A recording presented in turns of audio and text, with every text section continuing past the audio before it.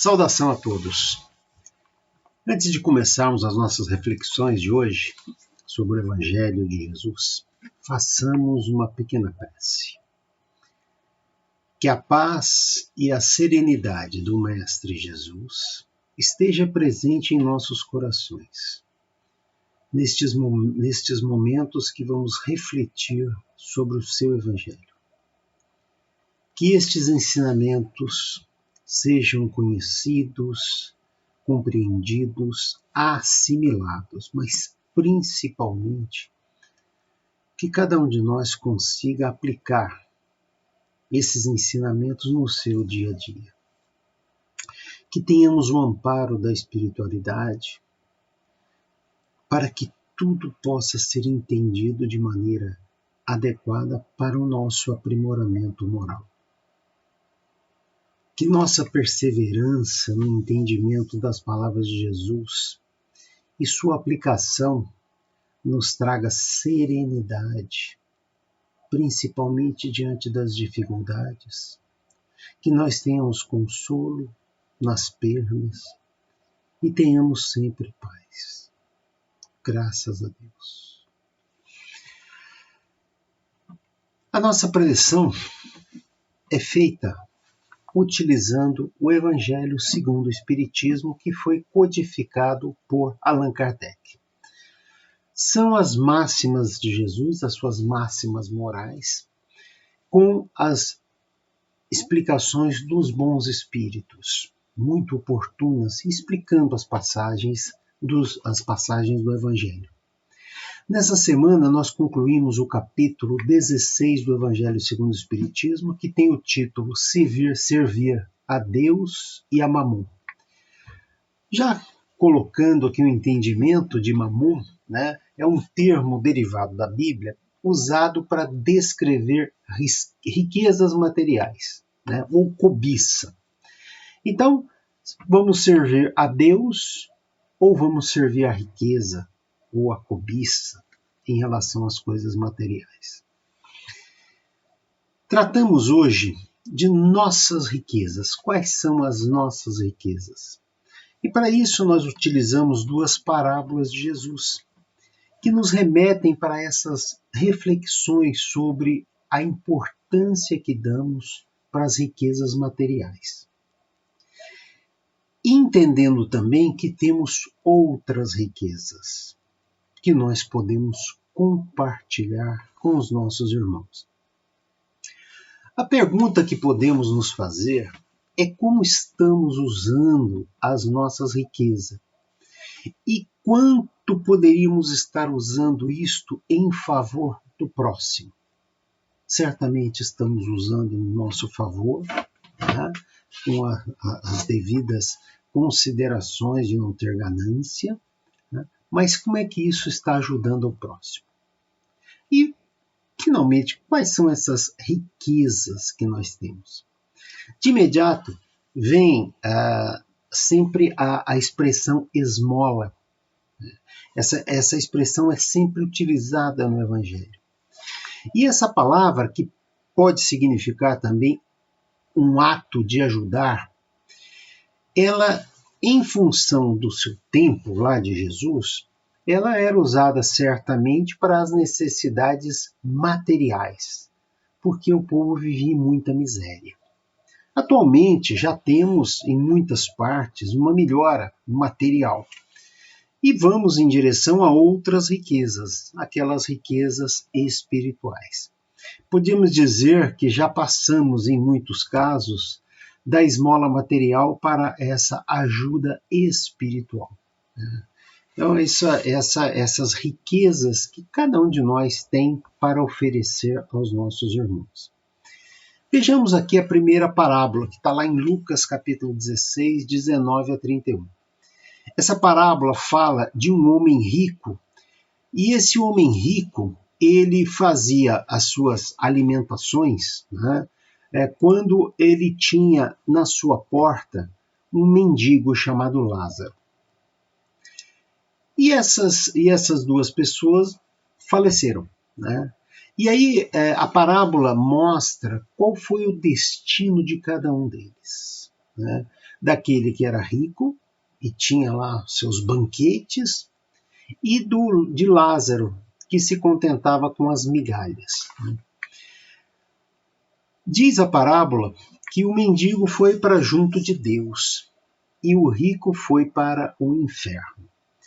Essas palavras fortes, né, inferno, usadas de forma recorrente aí no Evangelho, ela tem que ser tratada de uma maneira um pouco mais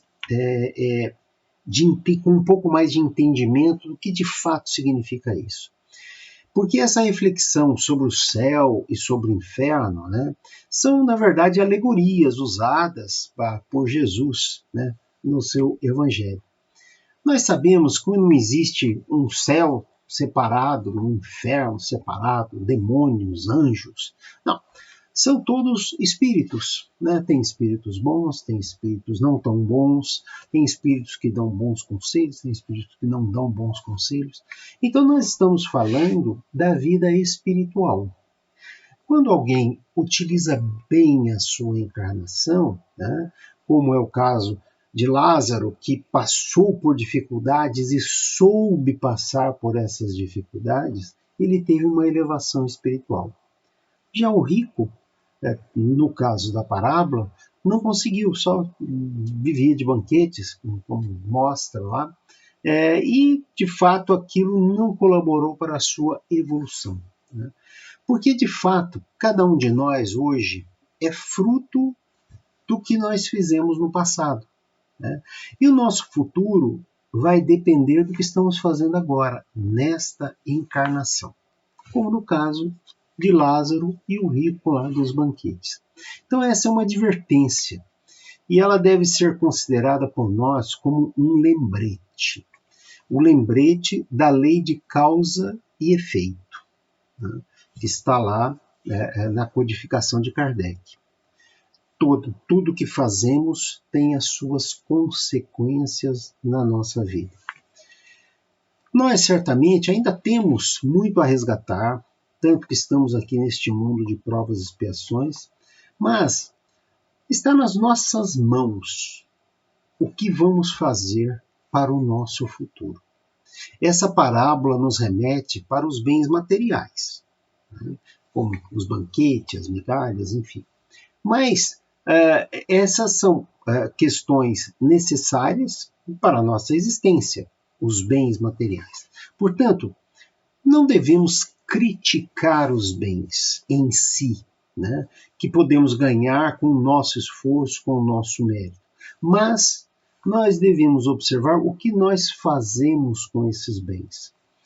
Somos tentados muitas vezes pela nossa imprevidência a desejar mais do que precisamos e fazer mau uso do que temos. O Espiritismo nos ensina que somos o resultado, né, do que fazemos e sempre podemos começar agora a fazer a coisa correta, fazendo, né, render o que temos em benefício dos outros. Por falar em rendimento, já nos remete para a segunda parábola, que está lá em Mateus, capítulo 25, de 14 a 30. E essa parábola, ela fala justamente de um senhor que tinha 3 servos e ele ia se viajar, ia partir para algum local. E antes de partir, ele deu 5 talentos para um, 2 talentos para outro e 1 talento para o terceiro. Né? E aí o senhor partiu, mas deixou claro que ia depois verificar o que fizeram com aqueles talentos, né? O que os servos fizeram. Na volta, ele viu com cada um o que eles fizeram. O que tinha 5 transformou em 10. Fez boas aplicações, enfim, utilizou de maneira adequada e conseguiu multiplicar. O segundo também, né, de 2 passou para 4. Olha, então fizeram um bom uso dos talentos. Eles duplicaram o que receberam. Mas o que recebeu 1 talento o enterrou, ou seja, ele não rendeu frutos. E aí o Senhor, quando volta, verifica os rendimentos daqueles que multiplicaram, daqueles dois, né? E aí tem recompensa. Eles vão ter a recompensa porque utilizaram bem os recursos que foram deixados com ele, né? E estão no gozo de seu Senhor, como diz lá na palavra, na parábola. Aquele que não fez render, né, que enterrou o talento, é chamado pelo Senhor de preguiçoso. E seria melhor que ele tivesse colocado esse recurso, né, na mão de banqueiros. Então aí a parábola traz uma mensagem, né? Porque a todo o que tem será dado e terá em abundância, e ao que não tem será tirado, né? Até mesmo o que parece que tem. Então é uma advertência importante para que nós levemos muito a sério o que estamos fazendo com os recursos que foram nos dados nesta encarnação. E nessa parábola, né, ela usa essa expressão talento. E essa expressão é muito interessante, que significava recursos financeiros, mas podemos trazer para agora e dizer dos nossos talentos mesmo, né, daquilo que nós temos capacidade de criar para ajudar o próximo. E aí nós vimos, né, que nós temos não só recursos financeiros, mas nós temos outros recursos que nós podemos utilizar. E quais seriam esses outros recursos? Ora, a caridade não se faz só através de esmolas materiais, né, algo que a gente dá para alguém. A gente faz caridade também reservando uma parte do nosso tempo para dar alguma assistência. Eventualmente alguém precisa de uma força física mesmo, né, para ajudar alguém que está com algum problema. Nós temos o conhecimento que nós nos esforçamos por adquirir, estudando bastante, e podemos compartilhar isso com outras pessoas. Nós temos os pensamentos positivos que nós podemos ter em relação a outras pessoas. Nós podemos dar bons conselhos. Nós podemos ter paciência, principalmente com as pessoas mais difíceis. Algum dom que nós podemos compartilhar, algum dom artístico. Nós podemos fazer uma oração pelos nossos irmãos. Ou seja, atualmente, né, nesse tempo que nós estamos, nós percebemos que temos sim riquezas materiais que podem ser utilizadas e devem ser utilizadas para a nossa existência de maneira adequada, com conforto, mas sem exageros, mas nós temos outras riquezas que nós podemos reservar, né, para os nossos irmãos. Então, no fundo, né, falamos dos bens que podemos adquirir com o nosso esforço e como podemos distribuir isso. Pensar somente nas coisas materiais, que é importante sem dúvida, mas é algo bastante limitado. Cada um de nós tem muito a oferecer ao seu próximo. E essa parte do capítulo, ela continua, nesse capítulo 16, com os espíritos fazendo algumas explicações muito interessantes, né? Porque, de fato, no mundo, nós temos muita desigualdade das riquezas. Muitas pessoas ricas e muitas pessoas pobres. Então, este é um problema, né, que existe. Né? Por que todos não receberiam a mesma quantia? Essa é uma pergunta, né, que está, inclusive, lá no Evangelho segundo o Espiritismo. E aí os espíritos dizem algo bastante lúcido, né, que nos ajuda a refletir. Vejam o que eles dizem assim. Ora, em relação a essa desigualdade das riquezas, né, elas existem por uma razão muito simples, dizem os espíritos. É que não são igualmente inteligentes, ativos e laboriosos para adquirir, nem sóbrios e previdentes para conservar. É um texto forte em que ele traz toda essa nossa necessidade de entender que as pessoas são diferentes. Os espíritos estão em estágios de evolução diferente. E eles explicam com isso, né, com esse texto, que se nós recebêssemos igualmente tudo, certamente depois de um tempo, já começariam a aparecer as diferenças, em função do estágio que os espíritos estão. Então, uns começariam a trabalhar bastante, a fazer todo um trabalho aí de aumentar o seu recurso, e outros começariam a gastar mais do que precisam. Né? Então, essas diferenças elas surgiriam naturalmente em função do estágio em que cada um de nós está. Então, essa é uma explicação interessante, que está lá no Evangelho segundo o Espiritismo, né? E é um alerta, né?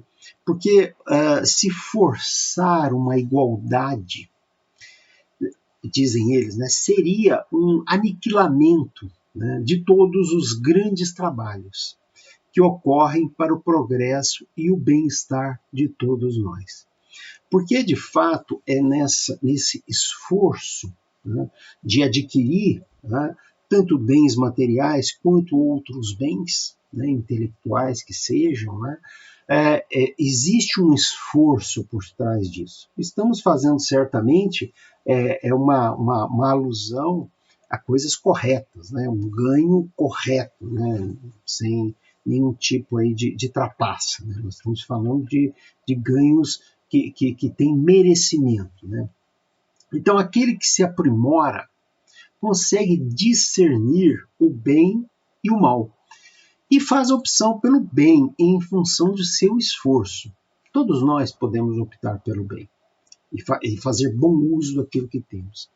As leis de Deus não poderiam nos forçar a um caminho sem opção. Né? E aí nós podemos estender isso para as leis dos homens. Qualquer lei que transforme todos de uma forma igual seria forçar a nossa natureza, porque nós somos diferentes, naturalmente diferentes. Okay? Então, se algo nos força a sermos iguais, poderia ser algo que não ajudaria no nosso progresso. Cada um com as suas condições nessa encarnação fará aquilo que for melhor para a sua evolução, fazendo as suas opções, né? Que está necessariamente ligado, quando pensamos em evoluir, em melhorar, em ajudarmos o próximo. Portanto, nós temos o nosso livre-arbítrio. Qualquer circunstância que nos faça impedir de exercitar o livre-arbítrio seria pernicioso. Né? A fortuna, né, é uma prova moral, né? A pessoa que tem muitos recursos. Né? Qualquer fortuna, com conhecimento, né, seja qualquer tipo de bem. Observe que nossa evolução depende do que fazemos em relação às outras pessoas, tanto com recursos, tanto com recursos intelectuais, recursos materiais, assim por diante. Então, nós temos todas essas questões que demandam uma reflexão, que precisam ser bem digeridas por cada um de nós. E os espíritos, especificamente sobre questões materiais, eles dizem algo que também nos serve de alerta, né? Porque eles dizem assim, né? A pobreza é para uns a prova de paciência e da resignação. Uma evolução com paciência e com resignação. E a riqueza é para outro a prova da caridade e da abnegação. Então, ser pobre ou ser rico, cada uma dessas condições traz em si aquela situação em que nós podemos melhorar em função da maneira como tratamos cada uma dessas condições. E aí é triste, certamente, ver aqueles que nutrem, né, uma paixão desenfreada em relação aos bens materiais. E mesmo aqueles que inflam o seu ego em função daquilo que sabem, né? Daqueles que representam, de poder ou qualquer coisa do tipo. Né? Então a fonte do mal está sempre no egoísmo e no orgulho e na ganância. A lei a ser seguida por cada um de nós, né, deve ser a lei de amor, com a caridade. Enxergar na ajuda ao outro como uma necessidade para a nossa evolução. E aí um espírito muito lúcido, né, se denominando Pascal, lá no Evangelho segundo o Espiritismo, diz o seguinte: o homem não possui como seu senão aquilo que pode levar desse mundo. Os bens materiais são de uso local, aqui e agora, né? E de forma prudente, pois sabemos que é uma alavanca para a nossa melhora. E tudo será deixado aqui, tudo que é material. Não temos uma posse real de nada que não podemos efetivamente levar quando desencarnarmos. Né? E aí, né, nada do uso do corpo e tudo que se refere ao uso da alma é o que importa. Né? A inteligência, os conhecimentos e principalmente as qualidades morais. A verdadeira riqueza é melhorarmos a nossa alma, né? Usando essas riquezas para melhorar a nossa alma, sendo uma riqueza útil, né? Existe lá um comentário sobre alguém que vai para um país distante. O que você levaria se você fosse para um país distante? O que você levaria? Ora, você tem que estudar e entender se lá é frio, se lá é quente, se lá o tipo de recurso que tem lá. Você tem que entender para onde você vai. E o que nós fazemos nessas reflexões, usando o Evangelho e os esclarecimentos dos bons espíritos, é justamente entender este outro mundo que nós vamos, que é o mundo espiritual. Ter atenção em que condições nós podemos ajudar os nossos irmãos, empregando de forma adequada as nossas riquezas. E aí os espíritos tratam ainda de uma coisa mais delicada ainda, né? Que é a missão, eles colocam lá como missão das grandes fortunas, pela possibilidade de proporcionarem trabalho. Então, aquelas pessoas que têm muitos recursos, eles proporcionam trabalho. Né? E o trabalho desenvolve a inteligência e exalta a dignidade do homem. Todos precisamos trabalhar. E aí, a pessoa que trabalha é sempre satisfeito de poder dizer que ganhou o seu próprio pão. E aí eles dizem que a esmola, muitas vezes, pode humilhar e degradar as pessoas. Então, algumas vezes achamos que estamos colaborando com alguém e aquela pessoa se sente humilhada naquela condição. E aí os espíritos concluem, daí, esmolas você pode dar elas quando necessário, e de fato algumas vezes são necessárias, né? Quando isso é de fato algo que você tem certeza que está ajudando o próximo. Né? Mas o mais importante ou o mais interessante para as outras pessoas seria converter em salário, a fim de que aquele que recebe não tenha do que se envergonhar. Isso está lá no Evangelho segundo o Espiritismo para as nossas reflexões.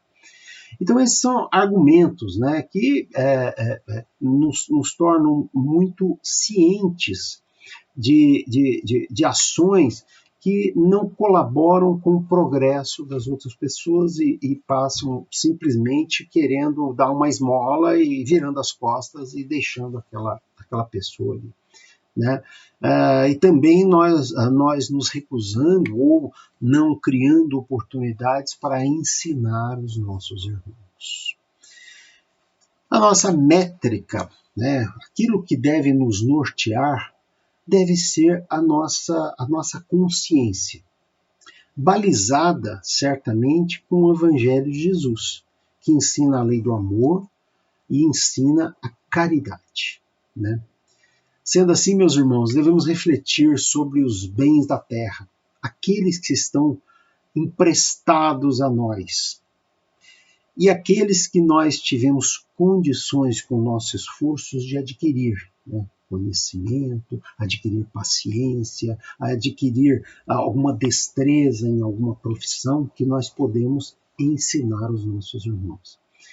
E aí nós temos essa condição desse aperfeiçoamento moral nosso, para a nossa evolução, e dos nossos irmãos, né? Nada de material que temos nós vamos levar daqui, né? Aliás, nem mesmo o nosso corpo, né? Que ao desencarnarmos vamos deixar por aqui, somente o nosso espírito seguirá o seu caminho. E aí entender isso é ter sabedoria, né? Ter essa capacidade essa lucidez mesmo, né? De saber o que estamos fazendo aqui, o que isso faz com que a gente consiga melhorar.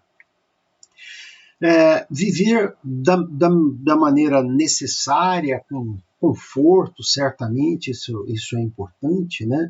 Mas sem ostentação. Né? Ninguém precisa ostentar e ninguém precisa de tanta coisa para ser feliz. Né? E ajudar quem sempre precisa, sempre. Agora podemos pensar, estamos servindo a Deus ou a Mamon? A resposta não é simples, depende da ação de cada um, das nossas reflexões, daquilo que nós entendemos. Mas nós temos uma certeza. Os prazeres da alma são muito mais intensos que os prazeres do corpo. Quando nos empenhamos em descobrir essas riquezas da alma, demanda um esforço de cada um de nós. E esses prazeres da alma nos criam valores e virtudes para a nossa evolução e para a ajuda ao próximo. Finalizamos assim mais essa preleção e façamos agora algumas vibrações pensando nos nossos irmãos, né? de maneira que eles possam melhorar. Vamos vibrar por aqueles que precisam, que estão passando por dificuldades, à beira do desespero. Vamos vibrar por esses nossos irmãos.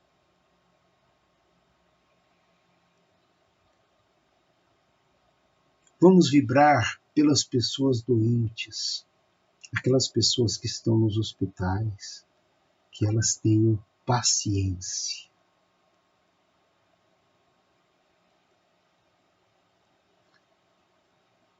Vamos vibrar pelas pessoas da nossa família, aqueles que estão junto a nós nessa caminhada, nesta encarnação.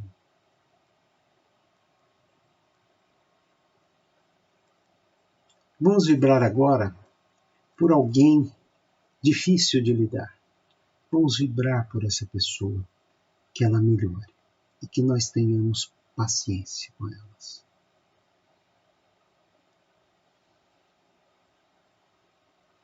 Vamos vibrar também pelo nosso país, que nós trilhemos cada vez dias melhores, com boas decisões.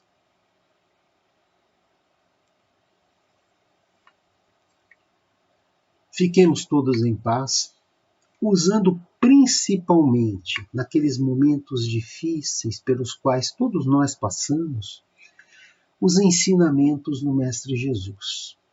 Ele nos traz esse farol forte que nós usamos naquelas noites escuras e difíceis pelas quais nós temos que passar, né?